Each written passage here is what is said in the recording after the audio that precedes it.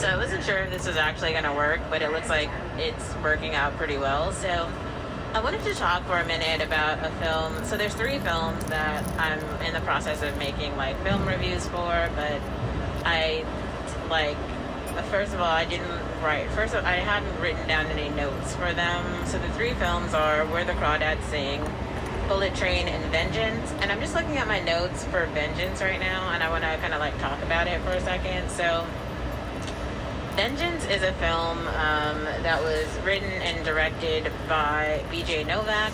So B.J. Novak is famous for playing this like intern on the show. Well, I mean, okay, so the character had a lot of development, but basically there was a TV show, The Office, very, very popular show. The US version of The Office, B.J. Novak played a character on The Office, so a lot of people know him from that, but he actually has done like a lot of like writing and directing after that. So this is one of his movies. So I want to start by talking about the fact that Issa Rae is acting in this film. I mean, that's fucking incredible, right? Like Issa Rae, I appreciate the fact that Issa Rae oftentimes she plays a character in other movies, like The Photograph. I really like her in that film. It's just like she is. Here's the thing, like I think it's really difficult for some black actresses to play like regular people in society because they've like never had like a regular experience. Like, and I feel like Issa Rae is just extra middle class, so it's just like playing this character was actually like her playing herself in real life. Seriously, like the character in the film, she's like a high performance executive at a podcasting company, right? And so BJ's character, he's trying to pitch her a podcast. So he like knows of her in the realm, or they're like friends or something. Maybe they went to college together, and he's trying to pitch her this show. That makes perfect sense. Seems very like logical. So let's keep going with the narrative of this story though. So basically, like BJ Novak is, I can't remember like what industry he actually is working in, but he is trying to figure out like his next move. I think he's like a journalist. He's like an investigative journalist of some sort. But he does like writing, like text, like written journalism. So podcasting and written journalism are a bit different, because with podcasting, you're telling the narrative via like audio, and so you have to tell it from like all these different perspectives and make sure it's kind of like the written word, but the written word usually like you're just speaking from your own perspective. So yeah, it's like it's not an interview, but it's like a whole story, and the other thing is the audio is coming from multiple, like he's collecting. So okay, let me go back for a second. So in the podcasting world, he doesn't necessarily like know what he's gonna start podcasting about yet. And then the whole premise behind the movie is that like there's this girl he used to hook up with, she dies, and then he's basically trying to figure out who killed her, right?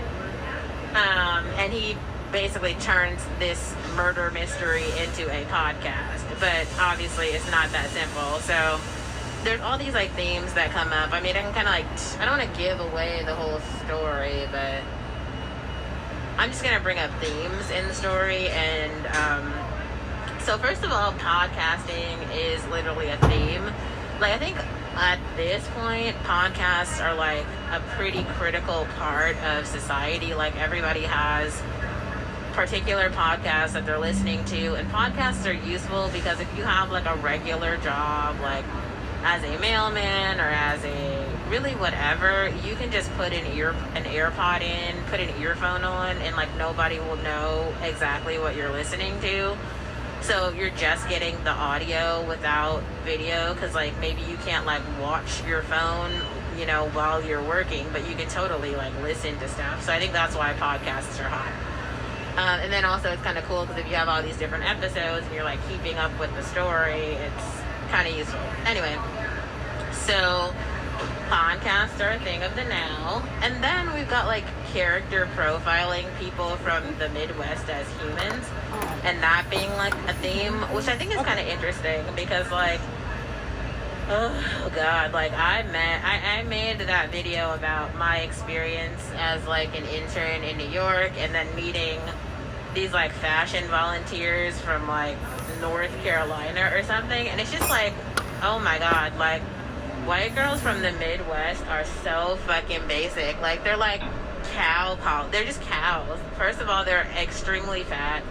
They're kind of stupid. Like they just don't like, I don't know how to put it. Like it's like literally they have like the female organs, and that's like all they have going for them. I mean, just imagine like these bitches wanting to be in fashion for like who? It was like ridiculous. Like they were extra fat. They were like literally, they didn't even have a sense of fashion.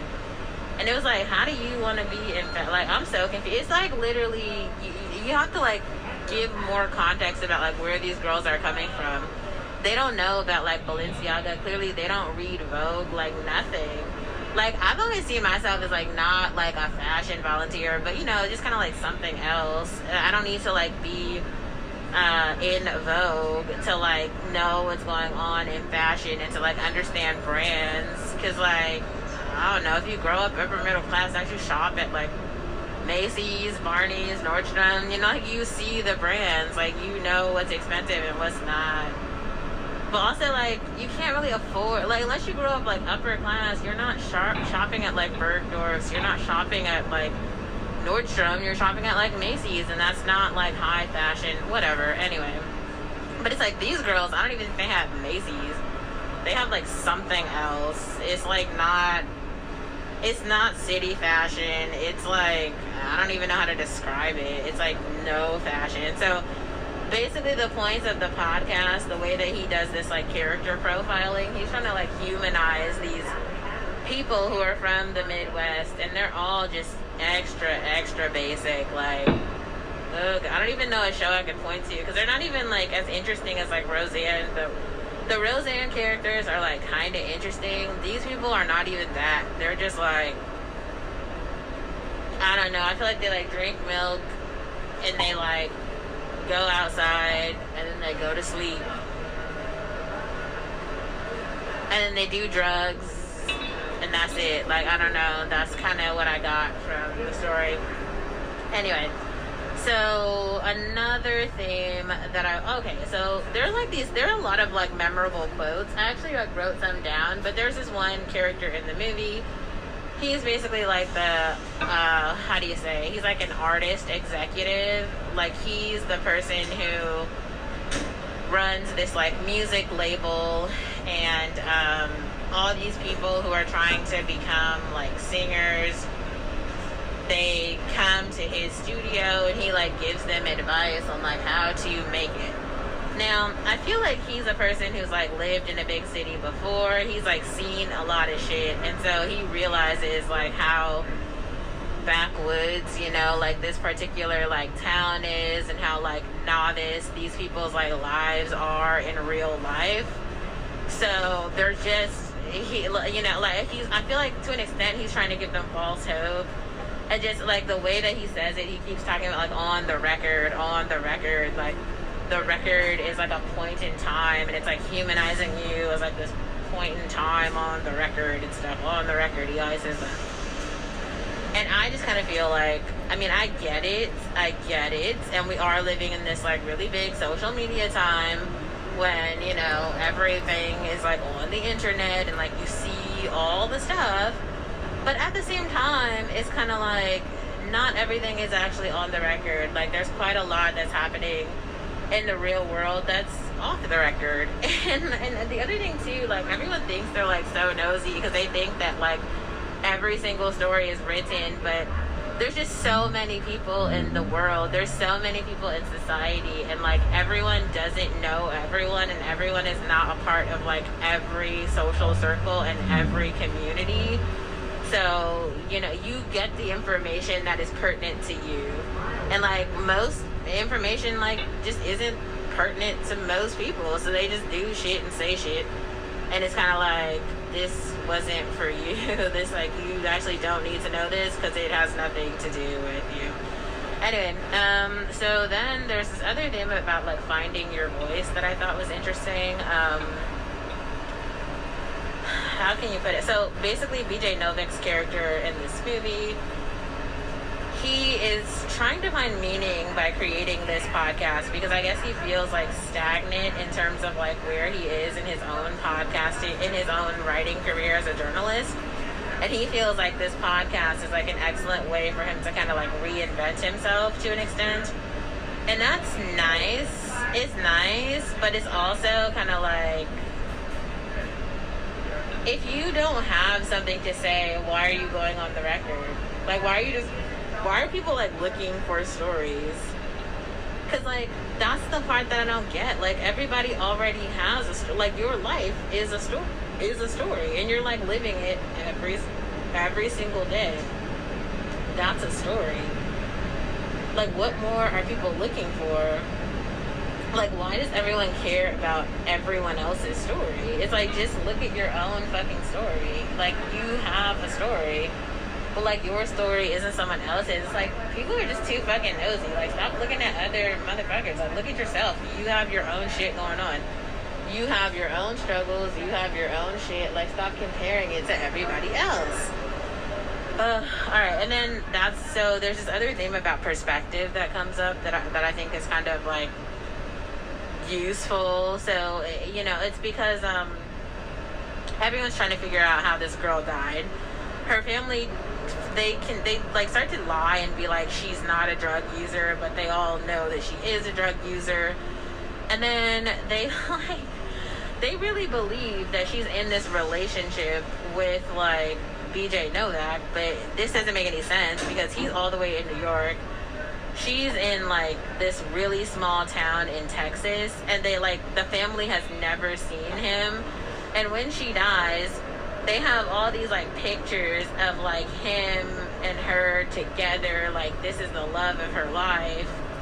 And it's like, there's no way he could be like that impactful in her life when y'all have never met him, they've never talked to him, just nothing. And they had like photos of him at the funeral and shit. It was like, this is like so weird. Like, the family was like completely blowing their relationship out of proportion. Like, when she died, he's like the first person they call, and it was so weird. It was so weird. Like, I don't know. Okay, so then another part here is like this idea of like insecure women, because like, oh god. Okay, so this girl has this ambition of being a singer. Now, I don't get it. Like, if you want to be a singer, is it that you want to sing? Because there's karaoke like every single night, and you can go to karaoke and then you can sing. Is it like the singers nowadays, like, is it you want to be like Rihanna, like a pop star? Like, Rihanna's not a good singer, so like Rihanna didn't become like, she does like to sing, I mean, she talks about that, but she's like not an excellent singer. So is it more about the fame? Like, you want to be famous? Because like, there's so many ways that girl could just go out into the world and sing if that's what she wanted to do. Like, karaoke is literally a thing. You could just get a job and go to karaoke every night if you want to sing, or just sing in the shower like everyone else. Like, that's a thing. But then I was like wondering, like, okay, maybe it's that she actually has something to say and she's a songwriter, but then it didn't really feel like that was the case either, because like none of her songs were like interesting, and she was still struggling to find her voice, so she didn't really have much to say. So she's not like a good songwriter, and so I can understand. It was just kind of like, well, what is the struggle? Like, what is the issue? You know, like, I don't know. Maybe it's like everybody's given the same weight to like there's only one definition of success. Like, oh, you have to go to LA and you have to make it big. Oh, you have to go to New York and you have to do it. Like, there's a lot of singers who are in Texas. Beyonce's from Texas. There's a lot of singers in Nashville. There's singers in every single state and city, like all over the world. It's like, you don't have to be from anywhere to like if she wants to sing or songwrite or whatever, like, she can do it. Nobody is stopping her. So that was weird. Okay, and then there's this other theme around police and infrastructure. So basically, there's like this loophole in the system where, like, if a crime happens at a particular location, the location is like geographically in between 4 different districts. So no one is kind of responsible for it because everyone is technically responsible for it. Because it's like literally right at the intersection of 4 different like jurisdictions or whatever. So that in itself is like an issue. Because like everyone should technically have something that they're like responsible for. So the fact that they're not, that was super weird. Yeah, and then there's this like other, it's like an inside theme, something about an after party. Like, it's like just known as an after party, but it's really like a death bundle, which is strange. Like, I don't understand that. I already talked about multiple perspectives, and then there's this idea of like justice, like who is supposed to be responsible, because it kind of feels like the system, the infrastructure is not responsible. Yeah, I don't know. I kind of touched on this theme too, this theme of like who is able to survive in the city. Right, it's like the city is very complicated. There's like all these different things happening. So who's going to like make it, whatever that means. And then there's this idea of like fame, where there's some members of this family who are, they basically say like, I just want to be famous. I just want to be famous.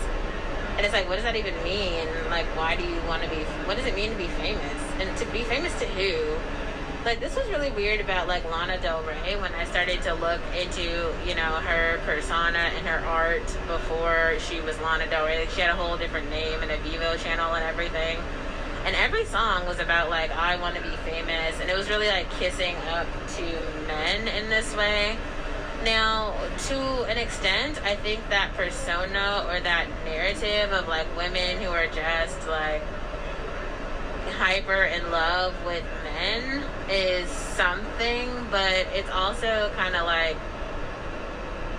I don't know, it's very like weak, you know, like why do you just have to be just in love with a guy as like your whole, that's your whole identity? That's strange to me.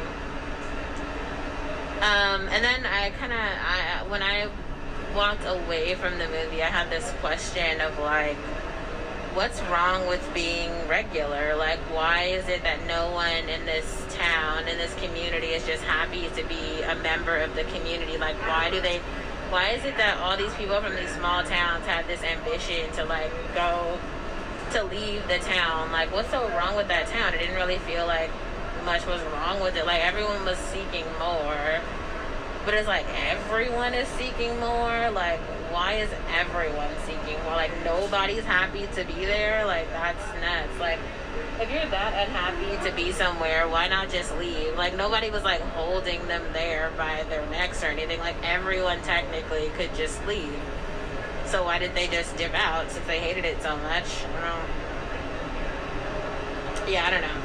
Then the last thing I want to bring up is like the diversity of the city. So BJ gives this entire monologue about this. He's basically like, you guys are like a small town of hicks and you see the world as being so small, but like in the city we are like interesting and diverse, and we have like a broad range of people who are like interesting and diverse ethnically and racially and in terms of education, and like we go out and we have hobbies and stuff, and you guys don't do anything. You're so stupid and boring. And he's right.